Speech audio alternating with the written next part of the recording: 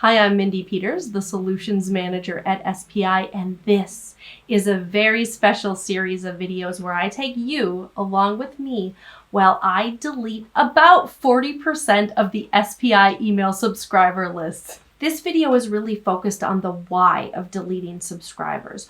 Why are we deleting subscribers? What are we hoping to get out of that process? And we are hoping to get quite a bit out of that process.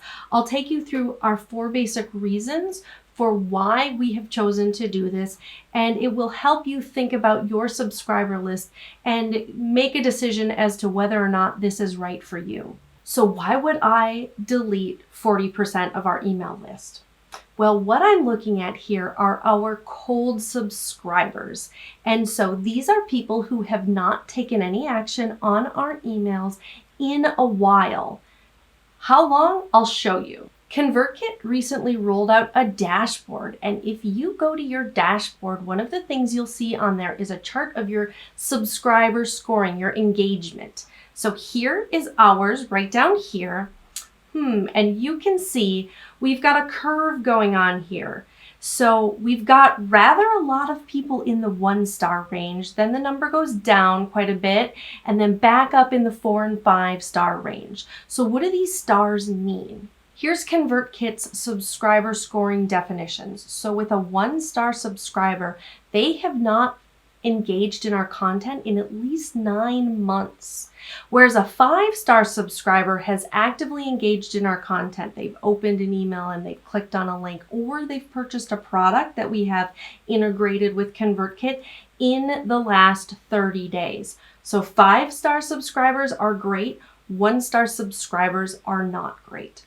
And so what we have decided to do is go through and prune out any subscribers who are not taking action on our content. Now, sometimes your email service provider's indication of whether someone is active or not can be incorrect. We'll come back to that in a moment.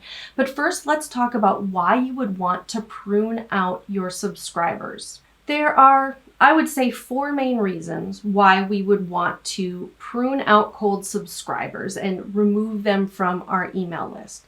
First of all, we are paying for every subscriber on our list.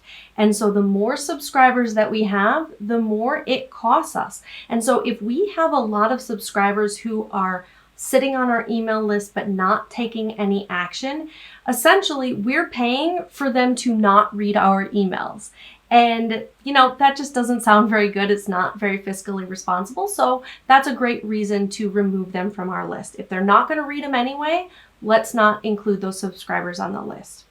Another reason that we might want to prune out subscribers is it decreases our open rates. Let's go back to that dashboard and look at our open rates. You can see here our average open rate sort of across all of our emails is 17.74%. We'll round it up to 18%. That's not great. It could be a lot better. Now, what does your email open rate mean? Well, it means people are opening your emails, but it also just sort of gives you a sense of, from our list, how many people are engaging with our content. And so while this is really just an internal number, this is for us to just have a sense of how we're doing. This is important for us to drive up. Now, there's a lot of things that can affect your email open rate, and there are things that can make your email open rate misleading. And the ConvertKit team has a very good podcast on deliverability where they talk about a lot of those things, as well as Pat often talks about the things that affect email marketing on our podcast, the Smart Passive Income podcast. So those are both some good sources to get more information about your email statistics. But for this particular case, we're just going to say that this is a good sense of sort of how healthy our email list is. And right now it could be healthier. So that's the second reason why I want to prune out cold subscribers from our list. The third reason that I care about cold subscribers and whether or not people are actually reading our emails is because it impacts our sending reputation. And sending reputation is kind of the broad term for how email clients like Gmail view our emails? When an email comes in from our domain, does Gmail think that it's spam? Does Gmail think that it is probably something that the subscriber is going to want to read, or are they going to send it to one of sort of the lesser inboxes, like if there's a promotions inbox for a Gmail user or things like that? The more our emails get read, the higher our sending authority is, and the fewer emails that either get ignored or marked as spam or get unsubscribed from, the lower our authority is. Now, this is not my area of expertise, so again, I would refer you back to the ConvertKit Deliverability podcast for more information, for a deeper study of your sending authority and what that all means. The fourth reason, and this is one that is just important to me as a human being in the world, which is I don't want to bother people who are not interested. And so if somebody maybe 9 months ago was interested in SPI's content, but now they've decided maybe not to start an online business like maybe they thought they would, I don't want to bother them. I don't want to keep sending them emails that are going to stack up in their inbox and that they feel like they have to wade through, but they just have said like, oh, I don't want to take the time to unsubscribe from that thing. I don't want to put that on somebody else, and so I can do them a kindness and unsubscribe them. So those are the reasons why we've decided to prune out the cold subscribers from the SPI email list. But let's get back to that question of whether or not the designation of cold subscriber on any individual is actually accurate. The answer is it might not be accurate. So whether or not your email service provider, ConvertKit in this example, knows if an email has been read is really complicated. It can rely on things like seeing that images have been loaded. It can rely on your email client, so like Gmail passing information back to ConvertKit to say that you've read it.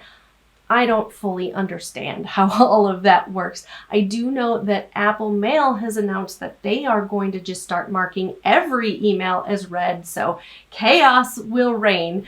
Not exactly, but it can feel that way sometimes. And so the point of all of this is that it's worth checking in with your subscriber before you unsubscribe them to see if they really are cold. It's the trust but verify method. And so that's where my favorite part comes in, automations. But that's going to have to wait for the next video. In the next video, I will walk you through how to set up the process of emailing your subscribers to see if they are interested in staying on your list, or if they've taken no action, to unsubscribe them from your list. Now, I know that this whole process can feel really overwhelming, especially as we move into what will be the next video, which is setting up all of the automations behind it. And so that's why we've set up an email series to help walk you through the process. You can get sample email copy, you can see more about the automations, and read more about why you should do this in the first place. And so if you'd like to subscribe, because hey, we've got room on our email list, you can go to smartpassiveincome.com/cold, and that will get you started.